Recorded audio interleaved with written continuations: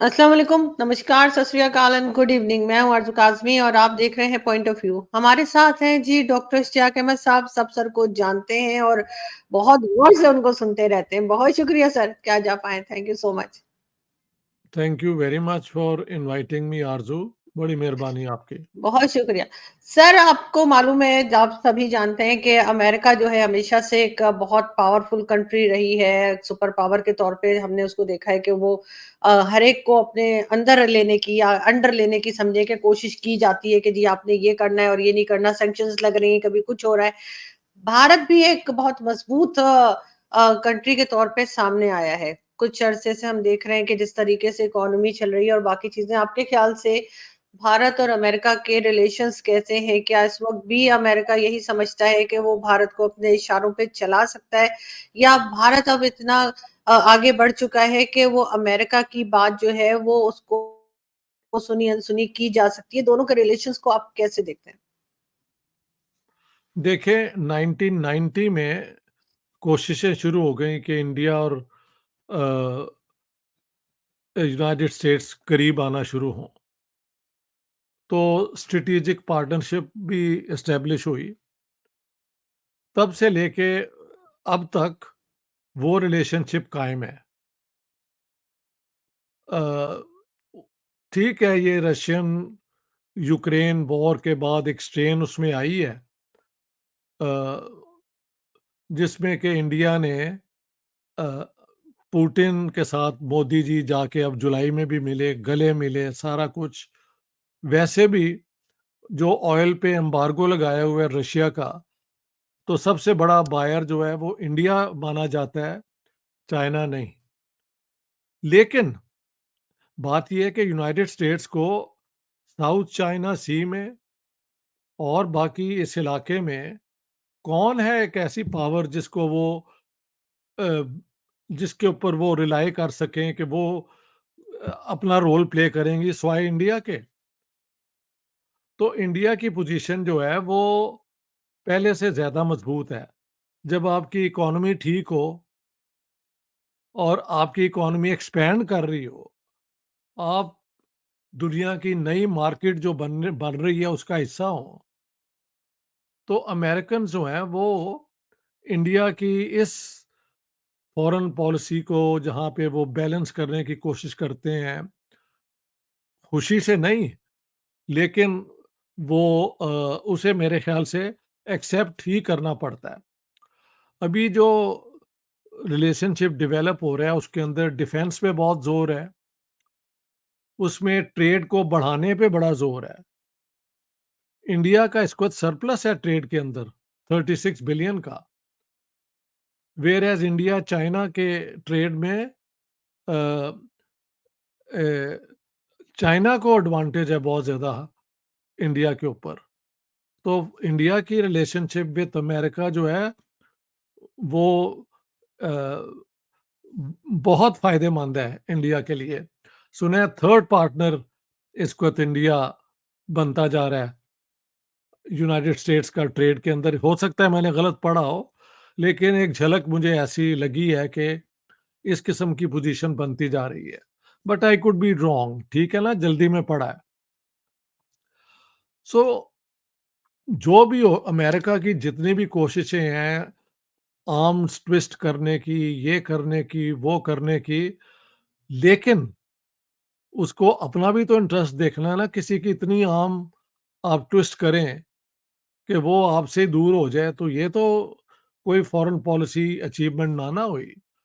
और whether they are republicans और they are democrats, everybody knows के America needs India to balance China. India versus China का balance नहीं है अभी तक, ना इकोनॉमिकली ना डिफेंस के एतबार से। लेकिन अमेरिकन बैकिंग अगर आ जाए तो फिर इस इलाके में एक बैलेंसिंग फैक्टर ये बन जाता है। ठीक है? तो जी। मेरे मुझे ये नज़र आता है कि अमेरिका का अगर वो क्लाउड नहीं रहा जो पहले हुआ करता था, तब भी इंडिया जो है वो अपने इंटरेस्ट को देख के आगे बढ़ता था। तो अब तो इंडिया की इकोनॉमी जो है वो एक्सपैंड कर रही है और वो मार्केट वर्ल्ड मार्केट का एक एक्सपेंडिंग एरिया है जहाँ पे इन्वेस्टमेंट्स आ रही हैं। सुना है यूएसए से सबसे ज़्यादा फॉरेन इन्वेस्टमेंट हुई है इंडिया के अंदर। तो इस किस्म के जब रिलेशनशिप डेवलप हो जाएँ, तो फिर ये फ़र्क नहीं पड़ता कि वो चाइना के मोदी जी जाके कभी गले मिल लेते हैं पुतिन के और अब ज़ेलेंस्की के। ज़ेलेंस्की ने मैंने फ़ोटो देखी है, लग रहा है कि मोदी जी ने उन घुट के जिसे कहते हैं पंजाबी में जफ़ी डाल ली है। Zelensky is not very happy. ये आप पिक्चर को दोबारा देख लें। तो बट फिर भी क्या कहते हैं एक एम्ब्रेस तो हुआ ना। वैसे मोदी जी का ये हमारे शायद कल्चर का है कि सब जाके एकदम वो गले मिल लेते हैं। तो शायद ये उनकी एक वो क्या कहते हैं almost on a reflex he does it. हमारे यहाँ तो खैर सर बहुत होता है, पाकिस्तान, हिंदुस्तान में तो खैर हमारा कल्चर है कि वही जब ना, हम किसी से मिलते हैं तो हम अक्सर लेकिन गले मिलते हैं। पता है शुरू में जब ये जाके अमेरिका में मिले थे तो थोड़े घबराते थे क्योंकि वो इस किस्म की एम्ब्रेस को थोड़ा-सा होमोसेक्सुअलिटी के साथ एसोसिएट करते हैं। Yes, yes, I remember when Modi ji was going all over embracing people, they were a bit uncomfortable until they understood कि ये एक जेस्चर है हमारी हमारे कल्चर का, इस साउथ एशियन कल्चर का। समझ गए आप? ऐसे है। लेकिन सर अगर हम थोड़ी-सी अमेरिका की बात करें, अमेरिका का एक बहुत उरूज था, बहुत टॉप पे अमेरिका रहा करता था या हुआ करता था। वहाँ से अमेरिका को आपने देखा कि किस तरीके से वो नीचे आता चला गया है और अब ये कहा जा रहा है कि अमेरिका की हालत बहुत खराब है। चाहे उसकी इकोनॉमी हो, चाहे उसके लोग हों, सभी परेशान हैं और जो नए इलेक्शंस आने वाले हैं, उसमें भी यही कहा जा रहा है कि अमेरिका की पहले वाली पोज़ीशन नहीं रही। क्या वजह लगती है आपको इसकी? उसकी मेन वजह तो ये है कि दुनिया में बाकी मुल्क जो हैं वो आगे बढ़ रहे हैं। मसलन इंडिया इज़ एन एग्ज़ाम्पल और आयरॉनिकली रूस से चीन को अलग करने के लिए इन्होंने चीन को बिल्ड किया। अब चीन इतना बड़ा हो गया कि इनके लिए दर्द-ए-सर हो चुका है। तो ये देखें ना, चाइना को 80s के अंदर इन्होंने जाके बल्कि पाकिस्तान के ज़रिए याहिया खान के ज़माने में हेनरी किसिंजर वेरी सीक्रेटिवली ही केम और यहाँ से फिर वो फ्लाई किया बीजिंग। तो पिंग पोंग डिप्लोमेसी उसे कहते हैं, टेबल टेनिस से शुरू हुआ और चाइना जो है उसमें फिर मैसिव इन्वेस्टमेंट की गई, उसकी इंडस्ट्री को खड़ा किया गया। उनको तो जो है ना पाकिस्तान के थोड़ी देर के लिए फाइनेंस मिनिस्टर थे, शाहिद जावेद बरकी जो वर्ल्ड बैंक के वाइस प्रेज़िडेंट रह चुके हैं। वो मेरे कोलीग थे institute of south Asian studies में। वो कहते हैं मैं गया वर्ल्ड बैंक की तरफ से चाइना को 80s में सिखाने के लिए कि दुनिया का बैंकिंग सिस्टम कैसे काम करता है। तो चाइना को इन्होंने तैयार तो कर दिया और चाइना अब इनके सामने खड़ा हो गया है। तो फॉरेन पॉलिसी में अमेरिका के बहुत-बहुत बड़े ब्लंडर्स भी हैं। मसलन इन्होंने इराक को तबाह कर दिया। उसका फ़ायदा किसे पहुँचा?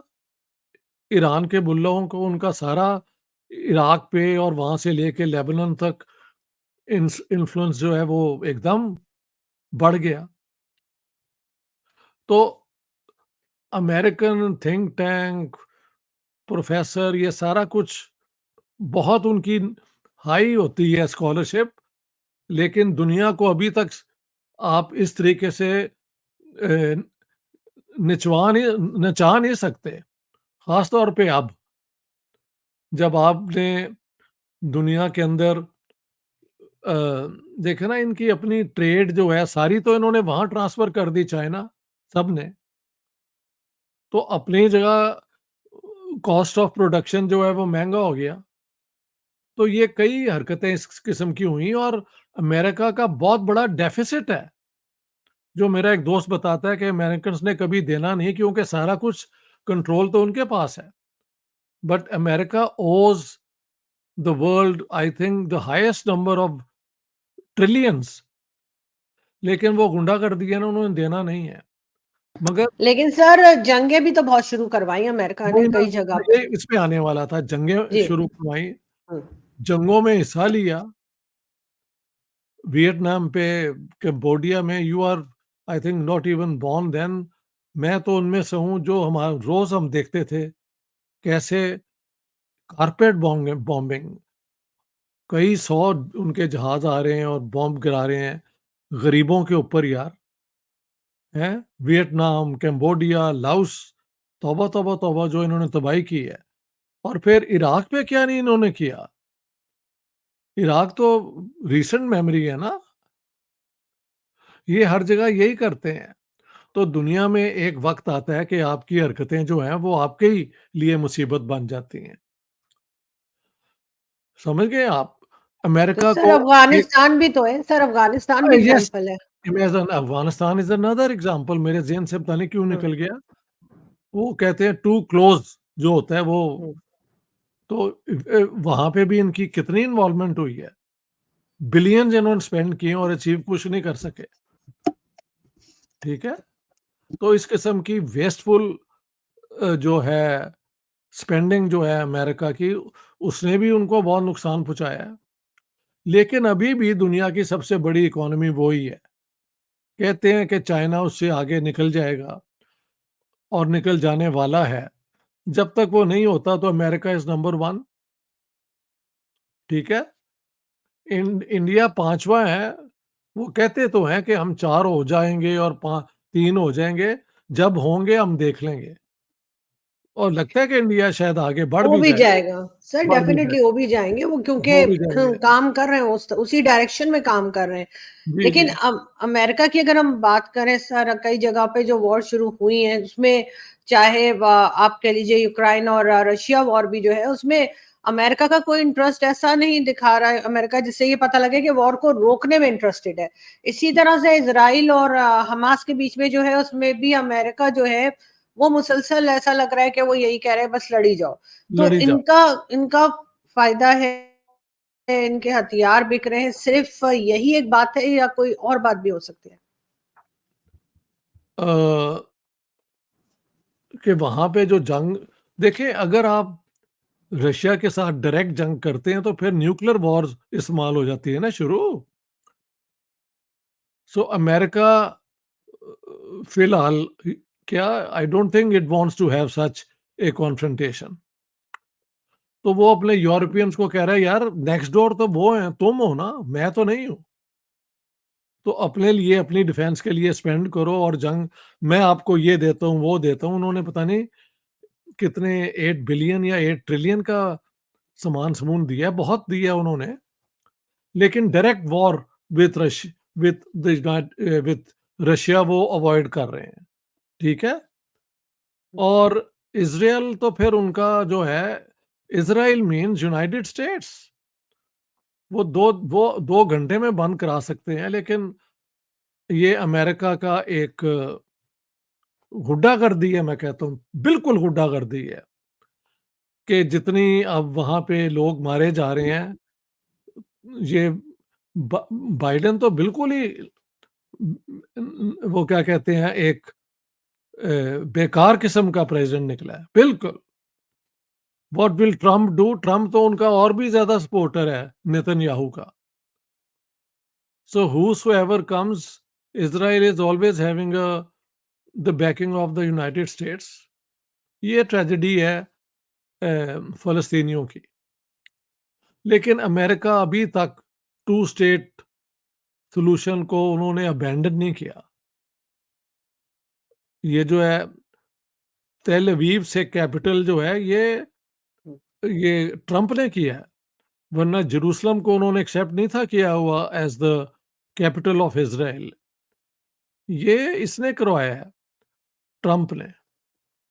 बिल्कुल, सो लेकिन सर हमने पहले देखा सर जब ट्रम्प की पहले सदर थे ट्रम्प तब भी भारत के साथ उनके टर्म्स बहुत अच्छे थे और ये थे। भारत का विजिट भी किया था और मोदी जी ने अमेरिका का उन्होंने भारत का सब कुछ जो है वो बहुत स्ट्रांगली चल, बल्कि पाकिस्तानी तो बड़ा बिलीव करते हैं कि अगर अमेरिका और इंडिया के ताल्लुकात अच्छे हुए, इनके टर्म्स बेहतर हुए, तो आईएमएफ का पैसा डिले हो जाएगा। अब वो पाकिस्तान का प्रॉब्लम छोड़ो, पाकिस्तान ने अपनी मुसीबतें खुद ही खरीदी हैं, तो अब दूसरों का ये ना हो, वो ना हो, हम तो डूबे हैं सनम, तुमको भी ले डूबेंगे, लेकिन दूसरे इतने बेवकूफ़ नहीं ना है कि इनकी बातों में आके डूब जाएँ, वो अपना रास्ता निकाल लेते हैं इंडियंस जो हैं। मेरी अपनी अंडरस्टैंडिंग है from day one India knows कि ये एक फ्रीडम स्ट्रगल बड़े सालों के बाद जो है इन्होंने हासिल की है। तो उसके लिए कोई भी हुकूमत आए, इंडिया के नेशनल इंटरेस्ट को किसी ने क्या कहते हैं, गिरवी नहीं डाला। हमारा तो ये था कि पाकिस्तान बनने से पहले जिन्ना साहब अमेरिकन्स को कह रहे थे कि हमें आप अडॉप्ट कर लें, हम आपका सोवियत यूनियन को रोकने के लिए भी खिदमत करेंगे और मिडल ईस्ट जहाँ पे हमारे कल्चरल टाइज़ हैं, वहाँ पे भी करेंगे। पाकिस्तान की तो पोज़ीशन ही ये है कि हमने अपनी सॉवरेनिटी, हमने अपने आप को रंटियर स्टेट बना लिया। You rent out. हमारे पास ना तेल है, ना सोना है, सोल्जर्स हैं, आर्मी है, वो हम कहते हैं यार pay us and we are going to serve you, so we are a rentier state, we rent out our armed forces. मैंने किसी और दुनिया में ऐसे होते तो नहीं देखा। तो पाकिस्तान के केस को छोड़ो तुम, समझ सर गए ये आप? सर ये शुरू से ही, वैसे आप सही कह रहे हैं, हमने शुरू से ही यही देखा कि कहीं पे जंग हो रही हो, पाकिस्तान पैसे लेके अपने सोल्जर्स वहां भेज देते हैं, वही ना। चाहे चाहे इनका कोई लेना देना ना हो। क्या बाकी कंट्रीज, बाकी दुनिया तो ऐसे नहीं करती, तो क्यों पाकिस्तान इस तरह से करने पे क्या मजबूर हो गया है, या क्या प्रॉब्लम क्या थी जैसे हो रहा है? नहीं, शुरू में तो इनको जैसे इनका मुल्क बना था उसको डिफेंड करने के लिए इनके पास हथियारों की कमी थी। ये था तो अमेरिका की मदद इन्होंने चाही और मिल गई इन्हें 51 में। उससे इन्होंने अपनी जो एक ही तो इंस्टीट्यूशन पाकिस्तान में बिल्ड हुई है फॉरेन डोनेशन से, वो पाकिस्तान की आर्म्ड फोर्सेस हैं। हमारी जो पॉलिटिकल सेटअप है वो तो पीछे ही रह गया ना, उसमें तो कुछ भी नहीं हुआ। तो पाकिस्तान की एक क्या कहते हैं, ये बैलेंस नहीं ना है between the military and the civilian sector, ये प्रॉब्लम है। तो पाकिस्तान की बात जी। पाकिस्तान की कोई नेशनल जो है ना एक इनका बस मसला है कि इंडिया के साथ जो हमारा झगड़ा है ना, वो खत्म नहीं होना, बाकी दुनिया के साथ जो मर्जी हो जाए, ये मसला है। उससे कोई फायदा हो रहा होगा ना सर, जो चलाते चले जा रहे हैं। वो जिनको फायदा है वो आप भी जानती हैं, मैं भी जानता हूँ। नारा लगा देना कि हमारे बगैर पाकिस्तान ये नहीं है, वो नहीं है, वो सब समझ आती है। आम आदमी को उससे क्या फ़ायदा है यार? सिवाय कि उसको तुमने ये इंडिया की दुश्मनी सिखा दी है। मैं देखता हूँ ये जो जाते हैं लड़के-लड़कियाँ बार-बार वो सड़कों पे करने प्रोग्राम, हम्म। मुझे नहीं समझ आती उसका क्या फ़ायदा है? जाहिर है उन लोगों के हाथ में, पब्लिक के हाथ में तो कुछ नहीं है, पब्लिक सिर्फ कुछ अपना भी नहीं ओपिनियन है। सकती है, आई नो। पॉलिसीज तो नहीं बना सकती। लेकिन सर लास्ट में मैं ये जरूर पूछना चाहूंगी कि अमेरिका और हाँ, जो इंडिया है, इनके रिलेशन से आपको लगता है कि एक नई सुपर पावर एशिया में आप इंडिया की शक्ल में देख रहे हैं बढ़ते हुए, नॉट या नहीं इमीडिएटली, ये मुश्किल नॉट होगा? इमीडिएटली। देखें, हम्म। चाइना की इकोनॉमी बहुत बड़ी है इंडिया से। तो इंडियंस आर वेरी होपफुल कि हम भी कभी पहुंच जाएंगे, लेकिन वक्त लगता है। हम्म, ये तो जो सही। पढ़े लिखे इंडियंस हैं वो मानते भी हैं। हम्म। ये आपने देखा होगा। अच्छा, बड़ी इंटरेस्टिंग बात है। एक चीज नोट कर लें, ये मेरे प्रोग्राम में रहने हम्म। देना, कि मोदी जी ने वहां जाके कहा है कि हम तो अमन की बात करते हैं, हम तो चाहते हैं कि डायलॉग शुरू हो जाए क्योंकि हम महात्मा गांधी के फॉलोअर हैं। ये कहा है उन्होंने। किससे? ये इनसे यार, ये कौन है? ज़ेलेंस्की से जाके बात की जो अच्छा, हाँ, वहाँ हाँ, पे कहा है। ठीक।